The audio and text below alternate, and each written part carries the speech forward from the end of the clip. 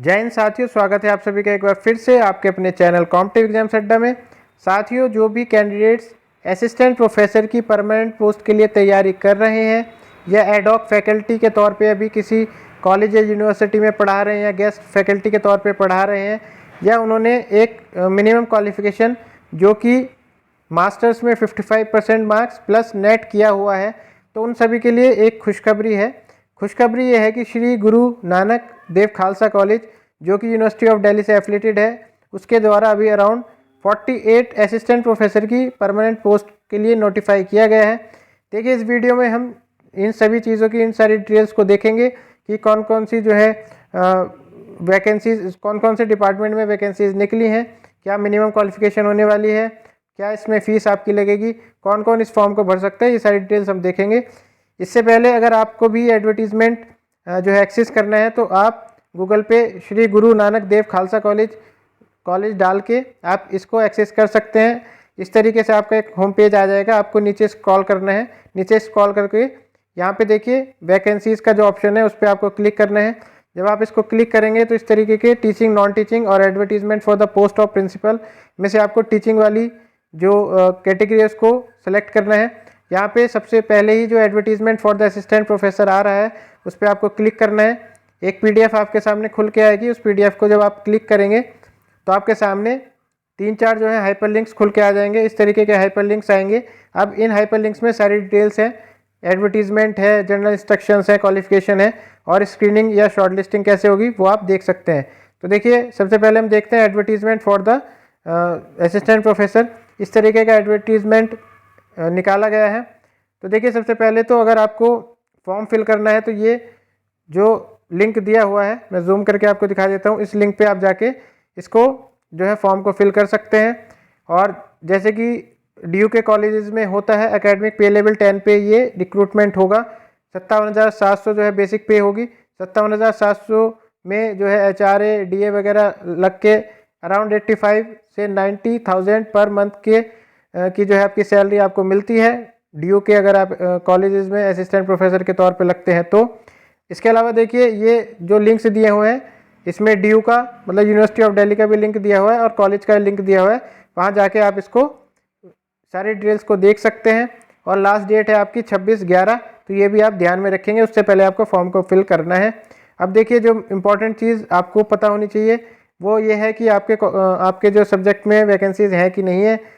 तो देखिए, कॉमर्स में 18 वैकेंसीज़ हैं, इकोनॉमिक्स में 4 वैकेंसीज़ हैं और इंग्लिश में 5 हैं। एनवायरमेंटल साइंस में 1 वैकेंसी है, हिंदी में 4 हैं और हिस्ट्री में 4 वैकेंसीज़ हैं।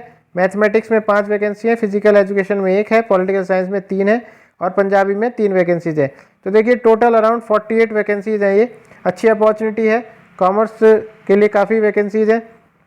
आप इसी तरीके से अगर इन कैटेगरीज में फॉल करते हैं तो आप इनको देख लेंगे। वैसे इस कॉलेज में जनरल, इस बार जो रोस्टर है, रोस्टर के तौर पे इसमें जनरल के लिए ही वैकेंसीज ज़्यादा आई हैं।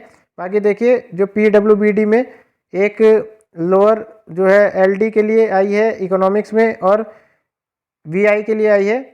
देखिए, विजुअली इम्पेयर्ड के लिए आई है इंग्लिश में। तो ये आप देख सकते हैं अगर इसमें कोई फॉल करता है तो। इसके बाद में देखिए और चीज़ें हम देख लेते हैं इसमें। तो देखिए, जनरल इंस्ट्रक्शन फॉर एप्लीकेंट्स आ जाएगा। इसमें क्या क्या इंस्ट्रक्शंस आपके लिए रहेंगे, इसमें से सारा नोटिफिकेशन हम नहीं पढ़ेंगे, जो जो इम्पोर्टेंट है वो हम देख लेंगे। तो सबसे पहले तो देखिए, फ़ीस कितनी होने वाली है। 500 रुपये फ़ीस रहेगी जनरल, OBC, EWS के लिए। और इसमें SC ST PWBD और जो वीमेन कैंडिडेट्स हैं उनके लिए कोई फ़ीस नहीं है। तो ये भी एक देखिए ध्यान रखने वाली बात है। SC ST और PWBD और वीमेन कैंडिडेट जो है वो तो इस फॉर्म को ज़रूर भरें, कोई फ़ीस नहीं है। आपको अगर मिनिमम क्वालिफिकेशन आपके पास में है तो आप इस फॉर्म को ज़रूर भर सकते हैं। इसके बाद में देखिए, जो रिजर्वेशन क्राइटेरिया रहेगा वो तो UGC नॉर्म्स के, सेंट्रल गवर्नमेंट के नॉर्म्स के अकॉर्डिंग ही रहेगा। और शॉर्ट लिस्टिंग जो कैंडिडेट्स रहेंगे उनको इंटरव्यू के लिए बुलाया जाएगा। ये सारी चीज़ें हम देखेंगे। शॉर्ट लिस्टिंग क्राइटेरिया क्या रहेगा इसमें, देखिए और कोई इंपॉर्टेंट चीज़ नहीं है। आपको इंटरव्यू के लिए जब बुलाया जाएगा तो TADA आपको अपनी तरफ से ही करना पड़ेगा, कोई भी TADA आपको नहीं दिया जाएगा। तो देखिए, ये चीज़ आप थोड़ा ध्यान रखेंगे।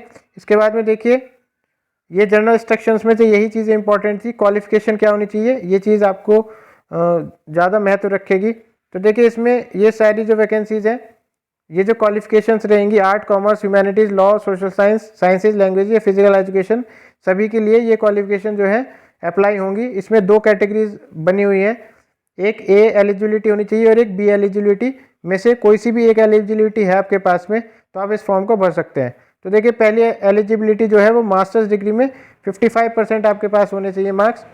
ये जो 55% मार्क्स हैं आपके कंसर्न रेलिवेंट सब्जेक्ट्स में भी होंगे तो आप इस फॉर्म को भर सकते हैं। जैसे कि देखिए फिजिक्स में अगर मान लीजिए वैकेंसी निकली है तो अगर आपने अप्लाइड फिजिक्स में जो है अपनी एमएससी की है तो वहाँ वो तब भी आप इस फॉर्म को भर सकते हैं। फिजिक्स वाली पोस्ट के अगेंस्ट आप फॉर्म को भर सकते हैं। तो इसमें आपके 55% मार्क्स होने चाहिए और आपका नेट क्वालिफाई होनी चाहिए। ये दोनों जो क्वालिफिकेशन है मैंडेटरी है, इससे कम नहीं माने जाए, कम क्वालिफिकेशन में आप फॉर्म को नहीं भर सकते, इससे ज़्यादा क्वालिफिकेशन में आप फॉर्म को बिल्कुल भर सकते हैं। अब देखिए जो सेकंड जो क्राइटेरिया रहेगा वो रहेगा कि आपकी अगर पीएचडी किसी फॉरेन यूनिवर्सिटी से है, बाहर की किसी इंडिया से बाहर की यूनिवर्सिटी से है, तो टॉप 500 जो लिस्ट निकलती है टॉप 500 यूनिवर्सिटीज़ की वर्ल्ड यूनिवर्सिटी रैंकिंग की, तो उसके अंतर्गत आपकी यूनिवर्सिटी आनी चाहिए, मतलब टॉप 500 के अंदर आनी चाहिए आपकी यूनिवर्सिटी। और ये जो लिस्ट है ये किस किस के द्वारा निकली होगी तब मान्य होगी, तो ये है क्वैकरली साइमंड्स क्यूएस रैंकिंग में होना चाहिए, या द टाइम्स हायर एजुकेशन में, या academic ranking for world universities ARWU और या संघाई ARWU जो है वो संघाई जियो टोंग यूनिवर्सिटी द्वारा निकाली जाती है। तो ये जो 3 लिस्ट है इसके अंतर्गत आपकी यूनिवर्सिटी टॉप 500 में होनी चाहिए। इसके बाद में देखिए और क्या क्या चीज़ें हैं, कुछ इसमें छूट भी हैं कुछ लोगों के लिए। तो देखिए नेट वाली मैंने क्वालिफिकेशन आपको बताई थी उसमें किस किस के लिए छूट है।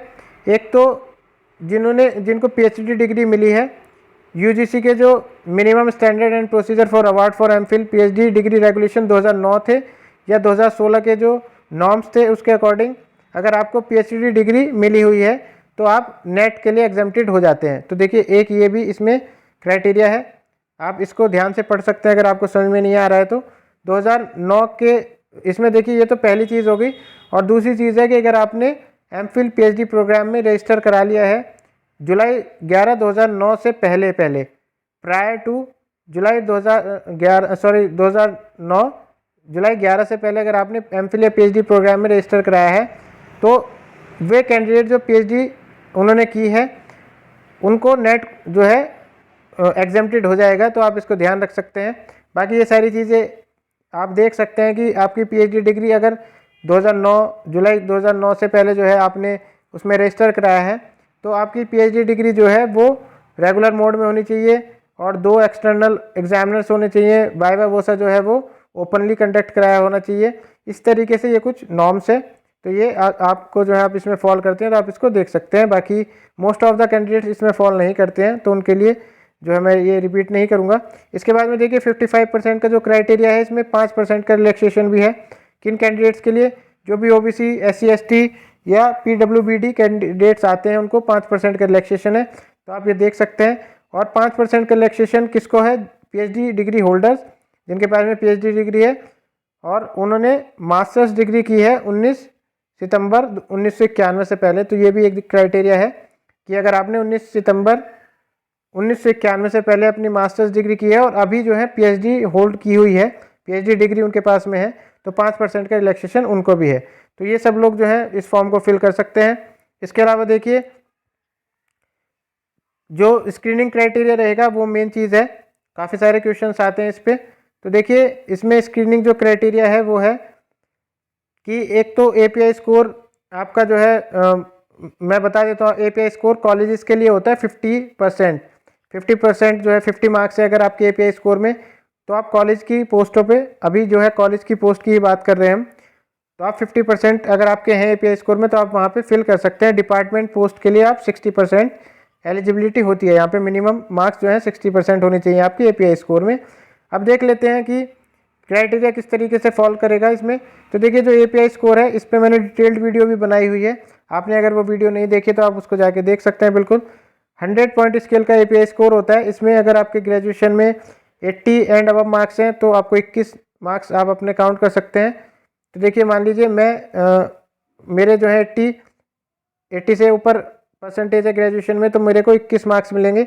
इसी तरीके से मैं इसमें प्लस करूँगा, फिर ग्रेजुएशन में अगर मेरे 80 से अबव है तो 25 मार्क्स को, अगर मैंने MPhil, PhD, MPhil, LLM, MTech, MEd या कुछ इस तरीके से कोई भी इक्विवेलेंट डिग्री की है और मेरे 60 एंड अबव मार्क्स हैं तो 7 नंबर मैं इसमें जोड़ लूँगा। पीएचडी मैंने अगर की हुई है तो 25 मार्क्स, नेट जेआरएफ के लिए 10 मार्क्स है, नेट के लिए 8 मार्क्स है, रिसर्च पब्लिकेशन के लिए 2 मार्क्स है। आपने अगर जो है 3 रिसर्च पब्लिकेशन की हुई है, पीयर रिव्यूड या यूजीसी लिस्टेड जर्नल में वो रिसर्च पब्लिकेशन पब्लिश्ड है, तो आपको जो है 6 मार्क्स मिलेंगे मैक्सिमम। तो देखिए एक पब्लिकेशन के 3 मार्क्स हैं, तो इसी तरीके से 2 मार्क्स हैं, तो इसी तरीके से अगर आपकी 3 पब्लिकेशन है तो आपको 6 मार्क्स यहाँ पे मिल जाएंगे मैक्सिमम। पोस्ट डॉक्टरेट अगर आपने की हुई है तो आपको 10 मार्क्स मिल जाएंगे। टीचिंग एक्सपीरियंस है आपके पास में 5 साल का, तो आपको 10 मतलब 1 साल के जो है 2 मार्क्स मिलते हैं आपको टीचिंग एक्सपीरियंस के। अगर आपने 1 साल पढ़ाया तो आपको 2 मार्क्स मिलेंगे, आपने 5 साल पढ़ाया है तो मैक्सिमम आपको 10 मार्क्स मिल जाएंगे।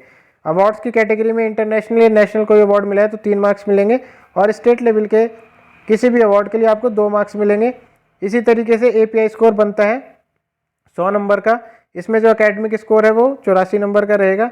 रिसर्च पब्लिकेशन के 6 मार्क्स, टीचिंग एक्सपीरियंस के 10 मार्क्स मिलके ये 100 मार्क्स का हो जाता है। आपको अगर कोई भी इसमें डिफ़िकल्टी है समझने में तो एक पूरी वीडियो मैंने एपीआई स्कोर पे बनाई हुई है, आप उसको जाके देख सकते हैं। इसके अलावा देखिए ये जो स्क्रीनिंग कमेटी होगी इसमें कौन कौन होता है, तो देखिए प्रिंसिपल होगा जो कि चेयरपर्सन की तरह काम करेगा, 2 टीचर्स होंगे रेलिवेंट सब्जेक्ट के जो कि नॉमिनेटेड किए जाएंगे प्रिंसिपल द्वारा, 1 टीचर होगा रिलेटेड डिपार्टमेंट से। तो देखिए रेलिवेंट सब्जेक्ट से 2 टीचर्स होंगे, डिपार्टमेंट से 1 टीचर होगा, और SC/ST OBC minority women persons with differently abled को एक एकेडमिशियन जो है, कोई भी एकेडमिशियन बुला लिया जाएगा उनके द्वारा और वो इन सारी कैटेगरीज को रिप्रेजेंट करेगा। इसके अलावा देखिए टोटल 5 कैंडिडेट्स बैठेंगे आपकी कमेटी में, इसमें से 3 कैंडिडेट्स ने अगर आपको कह दिया कि हाँ भाई ये डिजर्विंग कैंडिडेट है, या उन्होंने बोल दिया मेजोरिटी हो गई, जो मेजोरिटी में बोल दिया उन्होंने 3 आउट ऑफ 5 में से, तो आपका सिलेक्शन हो जाएगा। और इसमें और इम्पॉर्टेंट चीज़ें क्या है वो मैं आपको बता देता हूँ। इम्पॉर्टेंट चीज़ है कि आपका देखिए मेरिट कैसे बनेगा। जो चीज़ मैं आपको बता रहा था वो ये है कि देखिए यूनिवर्सिटी डिपार्टमेंट के लिए यहाँ पे 65% मार्क्स रखे गए हैं, और कॉलेज के लिए जो है 50 मार्क्स रखे गए हैं। तो ये कॉलेज की वैकेंसी है, इसलिए आपका एपीआई स्कोर मिनिमम 50 तो होना ही चाहिए। अब देखिए कहीं कहीं पे किसी एडवर्टीजमेंट में 65 मार्क्स होते हैं डिपार्टमेंट के लिए, किसी में 60% होता है, यहाँ पे 65 दिया हुआ है, तो इसमें कोई ज़्यादा घबराने की बात नहीं है। इसके अलावा देखिए आपकी जो मेरिट बनेगी, आपका जो भी एपीआई स्कोर होगा आपके सब्जेक्ट में एक पूरी लिस्ट बन जाएगी, जिसमें सबसे ज़्यादा जो एपीआई स्कोर होगा उस कैंडिडेट को सबसे पहले रखा जाएगा, और सबसे जो कम होगा उस कैंडिडेट को सबसे नीचे रखा जाएगा। और इसके बाद में देखिए जितने भी कैंडिडेट्स उनको बुलाने होंगे तो टॉप में से वो उन कैंडिडेट्स को बुला लेंगे, उस जितनी वैकेंसीज होगी उसके रेशियो के अकॉर्डिंग उनको बुला लिया जाएगा। तो ये एक इम्पॉर्टेंट चीज़ है। और आप फॉर्म को देखिए फिल ज़रूर करें, क्योंकि अभी मोस्टली सभी एस्पिरेंट्स को जो भी फॉर्म भर रहे हैं डीयू में, इस तरीके का जो है नोशन चल रहा है कि जितने भी फॉर्म्स भरे जा रहे हैं उनको सभी को बुलाया जा रहा है मोस्ट ऑफ द सब्जेक्ट्स में। तो आप फॉर्म को ज़रूर भर सकते हैं अगर आपने क्वालिफिकेशन पोजिस की है तो। और देखिए ये ना सोचें कि आपका सिलेक्शन नहीं होगा, सिलेक्शन होना जो है, अगर आप डिजर्विंग है तो कई बार जो है आपको लगता है कि सिलेक्शन नहीं होगा, फिर भी आपका सिलेक्शन हो जाता है। तो आप बिल्कुल ये ना माने कि मैं फ्रेशर हूँ या इस तरीके से मेरा सिलेक्शन नहीं होगा, आप बिल्कुल फॉर्म को भरें। साथ ही इसके अलावा जो है अगर आपको सिलेक्शन नहीं भी होता है तो आपको एक अच्छा ड्यू का एक्सपीरियंस मिलेगा इंटरव्यू में बैठने का। तो इसी तरीके से दोस्तों आपको अगर इस तरीके की क्वालिफिकेशन आपके पास में है, या आपको जो है आप एडहॉक पे या गेस्ट फैकल्टी पे आप पढ़ा रहे हैं कहीं पे, तो आपके लिए एक अच्छी अपॉर्चुनिटी है। होप करता हूँ आपका जो है सिलेक्शन बिल्कुल हो। इसी के साथ में दोस्तों all the best, thank you.